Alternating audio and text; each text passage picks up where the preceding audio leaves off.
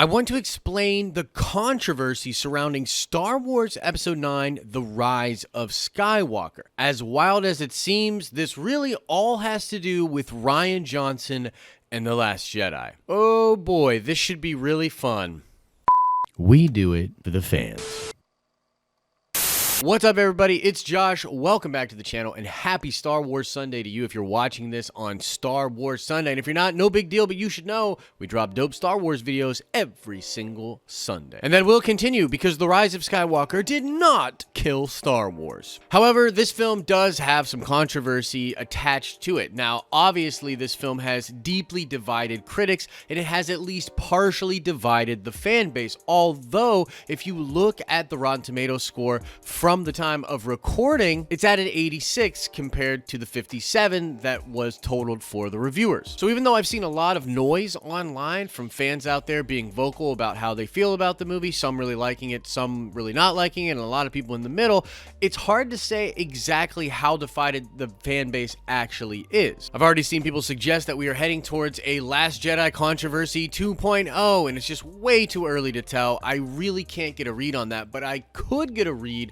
on where this controversy is majorly coming from, in my opinion. Now, depending on your perspective, The Last Jedi either breathed new life into Star Wars or borderline killed it, or somewhere in the middle. And at the very least, I think people can agree that Rian Johnson took a turn away from what you would consider your regularly scheduled Star Wars, and it was very different than Star Wars had been before that. There were a lot of people that absolutely loved The Last Jedi. There were a lot of people that absolutely hated The Last Jedi. And then there were a lot of people in the middle, the silent majority of people that felt whatever way they felt about The Last Jedi, but were okay with Star Wars, not freaking out. The sky wasn't falling for them, but that's what it was. However, the extremes on either end, the people that really liked The Last Jedi and then the people that really didn't, they ended up being the loudest in the whole conversation about The Last Jedi and caused the state of the Star Wars fandom that we currently have, which is frankly ridiculous. And I've spoken at this ad nauseum, but it's not healthy. It's not good for anyone involved. It's pretty freaking awful. And a big part of the controversy surrounding The Rise of Skywalker is that this film definitely course corrects from the direction that Rian was taking in The Last Jedi. Now, before I dive deep into that idea and that concept, I do want to just say that there are probably a ton of reasonable people out there that just don't like The Rise of Skywalker. I mean, it is a pretty rushed film. It definitely could have used more room to breathe, and I'm sure there are a lot of people that just for that alone don't like the film. And there are a lot of people that might not like the fact that Ben Solo died, even though they like that he and Rey did end up having some kind of a relationship together. You know, I totally get it. And as Star Wars fans, you're totally free to feel whatever way you want to be about it. But honestly, the far majority of us, or the vast majority of us rather, are like pretty chill about it, and we don't freak out the way that the loud extremes do. But as far as I can tell, the controversy for this film is really coming from the extremes. So now I want to talk about a few key things that were changed. The direction was certainly changed on these things from The Last Jedi to The Rise of Skywalker, and then I'm going to explain why people that absolutely love The Last Jedi are having such a hard problem with the changes. Number one, and the most glaring thing, the thing that I think I underestimated how many people would have a problem with this, and I truly don't see this as fan service, I just see it as being Star Wars, but this would all have to do with Rey being a Palpatine. Now, the whole thing here is that the lesson in The Last Jedi is that Rey is no one, and that you don't have to be anyone to be a very powerful Jedi. And this was something that divided the fan base, because traditionally that is not the way things work in Star Wars. Usually everyone does end up being related to someone. It's kind of Shakespearean in that way. It's kind of Greek mythology in that way. It's not so much as like, oh, everyone is literally related to them. It's like, no, the strong main characters that are strong with the Force probably come from a family that was strong with the Force. But there were a lot of fans that loved the new mythos that Rian was creating, that anybody could be a Jedi, that you didn't have to be related to anybody to be the hero of a Star Wars movie, of a Star Wars trilogy. And the thing is, I can understand why people would be upset that that has seemingly been changed, But I never believed that Rey was really no one. I always had this idea that she was related to Kenobi or that she was related to Palpatine. And the reason is because I've been immersed in Star Wars lore and mythology for so long, and even going back into the EU, that was just a thing. The other thing was that Luke Skywalker catches the lightsaber and says that's no way to treat the weapon of a Jedi, that you should treat the weapon of a Jedi with more respect. And again, this seems to fly in the face of what Luke Skywalker was saying on Oct 2. I mean, he's literally rejecting the call to action, rejecting the lightsaber, saying that it doesn't matter. And at the end, he does accomplish hero status again without that lightsaber and just through the power of the Force. And this one is way more confusing to me. Like, I literally can't believe there are people that are that attached to Luke tossing the lightsaber over his arm that they're upset that Ryan, or that JJ rather, would sort of correct that in this film. Now, I will say the scene itself is a little weird and cheeky, and it's almost like winking behind the camera, but like, I didn't hate it, and I'm glad that Luke did that. Like, Luke being the Force Ghost, being the mentor in this movie, I get it. It's a part of his journey sort of back to our regularly scheduled Luke, and that's just that. Another thing seemingly retconned from The Last Jedi is the Holdo maneuver. Now, the Holdo maneuver is something that fans talked about ad nauseum. A lot of people saying that it broke Star Wars. It makes it so, why wouldn't this have been done all these other times in all of these other battles? It literally just, what it did was hurt the stakes. And as you went back and you thought about it, you were like, well, why wouldn't they just Holdo maneuver in all these other scenarios throughout the trilogy? And I sort of always suggested to people that I had this feeling that that was a really rare jump, that just couldn't work all the time. And that was confirmed in this film. And personally, I don't think this takes anything away from what Holdo did. The Holdo maneuver is still a thing. She's still a freaking hero for doing it. And in fact, she probably was tapped into the Force or something, because that's literally such an impossible thing to do that it was likely guided by the cosmic Force. And another big thing that is sort of retconned is when Finn is going to stay on the command destroyer, and he's going to sort of sacrifice himself in order to destroy it, right? And Rose is there to try to stop him, and actually what happens is Finn is like, Rose, you gotta let me go. And it sort of feels really like kind of backhanding her a bit from what she did at the end of The Last Jedi, when she comes in and of course saves Finn from sacrificing himself to sort of save everybody there. Now again, I get it. There are a lot of people that like the Rose character, and they really liked her line about saving what we love and all of that sort of thing. But just at the end of the day, you have to understand that Rian was subverting a normal trope for these types of movies,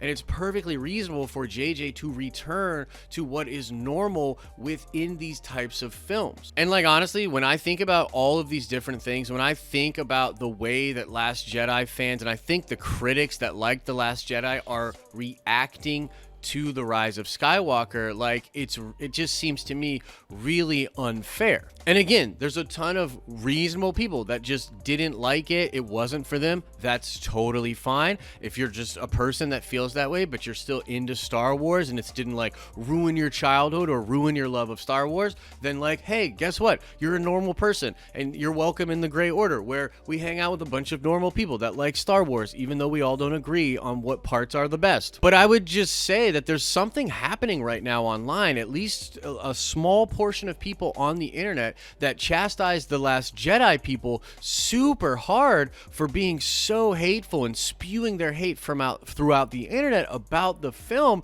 Those people are now turning around and literally starting cancel JJ parties on Twitter, or hashtag JJ is over on Twitter, because they don't like what they got in this movie. You can totally not like things that come out from your favorite franchise, and if you're invested, you should be able to voice that. You can voice that totally, but that's not what's going on when I'm talking about these people trying to cancel JJ. It's the same kind of fandom menace flavor, where it's not enough to voice your displeasure and to try to be reasonable and have conversations with other fans and just be a reasonable person. It's all fire and brimstone. Cancel these people, destroy, Kathy Kennedy, destroy everything. Do it. And it's really just power hungry, stupid people on the internet. And I'm sorry, like, that's just the way I see it. It's just people that want attention, and it's theater. It's like a theater of ridiculous fandom, and it's just really not healthy. Like, honestly, you can point out different things in Star Wars that you don't like. I don't like sand.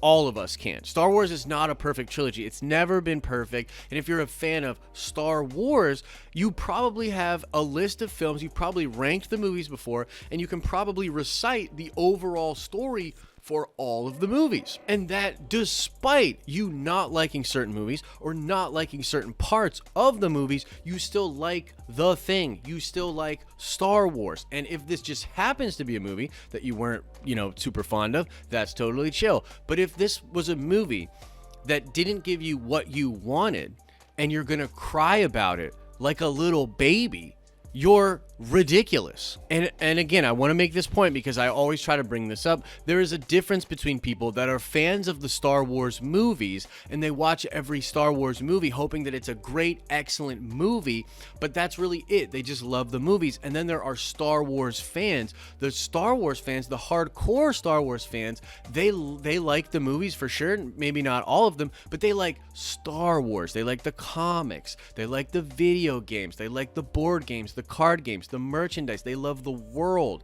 the possibilities, writing fan fiction in it. If you're a fan of Star Wars, no one movie, whether it's really the best or really the worst, is going to really affect the way you love Star Wars. You already have your entry point. And so there's a big difference out there between like film critics who are really just fans of film more than they are Star Wars, and then Star Wars fans who are fans of Star Wars more than any one Star Wars movie. And that is not to suggest that these movies can't be better and that they shouldn't be better, and I definitely think Disney should learn from all of the mistakes they made in the sequel trilogy, and when it comes to the future films, make much better movies. But that doesn't entitle people to be able to just spew out all of their emotions because this one movie didn't go the way they wanted to, or the story went in a way that they feel like played into a weird Twitter war. Because honestly, when I look at a lot of these critics, when I look at a lot of the people bitching about this movie right now, they are people that were way too in to the fan war. Way too in. They were dug in, those kind of people that would just, whether they were defending The Last Jedi or tearing it down, it didn't matter because there was no nuance to what they were doing. They were just spewing it, man. You know what I mean? Like, exactly the people I'm talking about, and it really does seem like a bunch of The Last Jedi defenders that literally they were so annoying about how the Last Jedi people were just whiny fanboys that didn't get what they wanted. Now they're acting like a bunch of whiny fanboys and fangirls because they didn't get what they want. It really has revealed the ugly side of the Star Wars fan base, and what we really need is all the mature people to like get together and huddle and like just kind of keep all those other people apart. You know what I mean? Like, keep those crazy on the outside. That's the way I think we'll heal the fan base. Because I'm gonna be real here. This is just my opinion, but I think it's pretty freaking solid. Disney and Lucasfilm did not write this movie to please the fandom menace. Definitely not. Like, that's obvious. That's just, to me, that's obvious. That's not who they weren't trying to make those people like this movie. And they weren't trying to make all of the Last Jedi people hate the movie. That's not what they were trying to do. What they were trying to do was deliver a more Star Wars-y Star Wars movie, because they likely saw in the numbers that a vast group of reasonable people that are the silent majority, the people in the middle, that they had been turned off by The Last Jedi. I've got so many friends that literally tell me, like, hey man, the people on the internet that hate Star Wars and that hated The Last Jedi are ridiculous, and I can't believe what they say and the things that they do, but I gotta be real, didn't like that movie. It's pretty much trash. And that's just the way it is, man. There's so many people out there that were reasonable, and I honestly have said this to you guys over the last couple of years. I said, look, Star Wars does need a course correction, and it's not in the best place, and a lot of that does have to do with The Last Jedi. And frankly, I think like some of JJ's comments about it being too meta, perfect way to explain it. It's just too meta. It was too much of a subversion. You subvert all those Star Wars tropes, and then fans that have been around for 40 years that just want to watch their sweet Space Wizard movie, it rubbed them the wrong way. And I think if you're a reasonable person, even if you like The Last Jedi, the Rise of Skywalker doesn't tell you you're dumb. It doesn't try to make you feel lesser or anything like that. It's just a return to form, which I think it was always going to be. But that's it. That's my rambly thoughts on the controversy. We'll soon know how deep this controversy is. And if you have some thoughts about this, whether you're one of the people that hate it or, you know, one of the people that love it or somewhere in the middle, please let me know your thoughts in the comment section below. I am really curious to know how people feel about the film and about the controversy. And now I want to shout out Grey Dawn. Yes, indeed, it was Babu Frick who helped our heroes in The Rise of Skywalker reset the memory of C-3PO. Love that character, by the way, so shout out to you, Grey Dawn. And now let's check the nerd card before we get out of here. I want to know who voices the new droid Dio in Star Wars Episode 9, The Rise of Skywalker. Pretty famous person. Who voices Dio? Answer that question in the comment section below. As I always say, hope you're having an awesome and a nerdy day, and I'll see you in the next video.